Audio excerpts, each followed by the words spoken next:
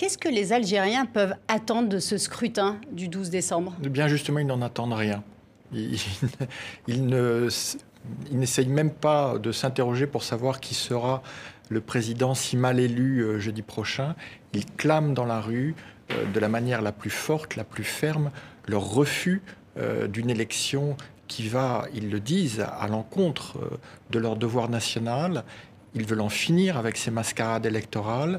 C'est une mascarade électorale, le 5e mandat de Bouteflika, qui les a jetés dans la rue en février dernier. Ils y sont retournés, toujours aussi nombreux, toujours aussi déterminés, toujours aussi pacifiques, pacifistes, depuis chaque vendredi. C'est le 42e vendredi, sans aucun incident à déplorer, avec toujours la même discipline collective, et aussi bien à Alger d'ailleurs que dans des dizaines de villes du pays. Donc là, le message, il est très clair, très fort. Cette élection n'a aucun sens. Alors non seulement ça n'a aucun sens, mais le mot d'ordre, d'une certaine manière, de beaucoup d'entre eux aujourd'hui, c'est de dire « nous n'irons pas voter ». C'est un scrutin qui ne sert qu'à recycler des anciens du régime. Le ministre de l'Intérieur algérien, lui, a qualifié les opposants à la présidentielle de traîtres, de mercenaires et d'homosexuels. On sent les vieux réflexes revenir au galop. On sent quand même que les autorités n'ont absolument pas pris la mesure de ce qui se passait dans la rue. C'est un problème, ce décalage. C'est le problème depuis le début de la crise. Il faut voir que c'est à chaque fois le régime, ce qu'on appelle pudiquement en Algérie les décideurs, c'est-à-dire les quelques généraux qui tiennent le pays en main. Dans l'ombre, toujours? Dans l'ombre avant, justement, avec le Hirak, avec cette contestation, ils ont été obligés de tomber le masque. Et c'est vrai que c'est pas joli ce qu'on voit. Et encore aujourd'hui, le chef d'état-major, Ahmed Gaïd Salah, s'est exprimé. C'est la première fois qu'il s'exprimait un vendredi, parce que généralement, il voulait que sa parole ne coïncide pas avec les slogans des manifestants. Il a annoncé pour jeudi prochain une fête électorale. Il a même décidé par avance que la participation serait massive. La réponse des Algériens est très simple. On ne peut pas gérer un pays comme une caserne. On respecte les généraux, on respecte l'armée, mais qu'ils fassent leur métier et qu'ils nous laissent vivre enfin libres. Et donc le Hirak va se poursuivre, mais jusqu'à quand ? La seule certitude, c'est qu'on ne sait pas combien d'Algériens, à mon avis, pas énormément, voteront jeudi prochain, mais vendredi, ils manifesteront de nouveau. Et leur détermination est entière, parce que jusqu'à aujourd'hui, Gaïd Salah, qui n'est officiellement que vice-ministre, mais qui est le vrai maître du pays, n'a accepté aucune forme de dialogue sincère. Il faut espérer que l'électrochoc de ces élections en trompe-l'œil va enfin l'amener à accepter ce dialogue, ces négociations, ces pourparlers vers une transition démocratique enfin authentique. Qu'est-ce que vous découvrez? Qu'est-ce qui vous étonne le plus dans ce mouvement qui est absolument inédit, historique, et on n'a pas de mots pour qualifier ce mouvement tant il est extraordinaire en fait?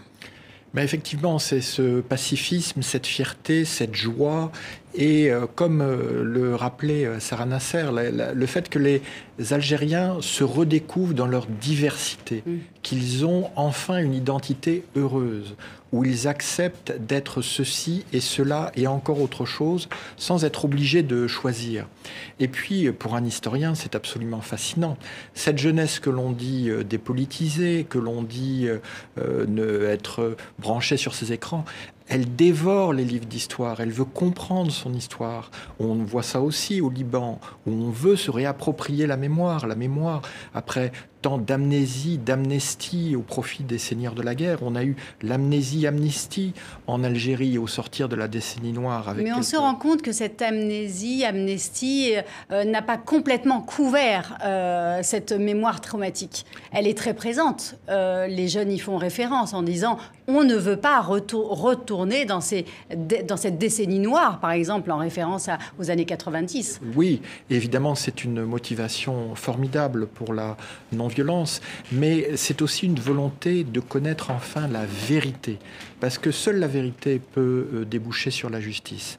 Et on voit comment les jeunes Algériennes, les jeunes Algériens réhabilitent des figures de la lutte de libération nationale, comment il se réclame d'Amirouche, d'Aban Rabdan, de Larbi Ben Mehidi, comment aujourd'hui le détenu d'opinion le plus populaire en Algérie, celui qui est vraiment le symbole, c'est un ancien résistant de 86 ans, Lardar Bourrega, dont la photo est dans tous les défilés. Donc on voit comment ces jeunes, en fait, non seulement ils font pas table rase du passé, mais ils veulent revendiquer leur passé. Ils veulent enfin comprendre leur passé pour assumer une identité qui serait pacifiée comme leur mouvement est pacifique. C'est une mobilisation massive mais pacifiste. Au Liban, c'est la même chose.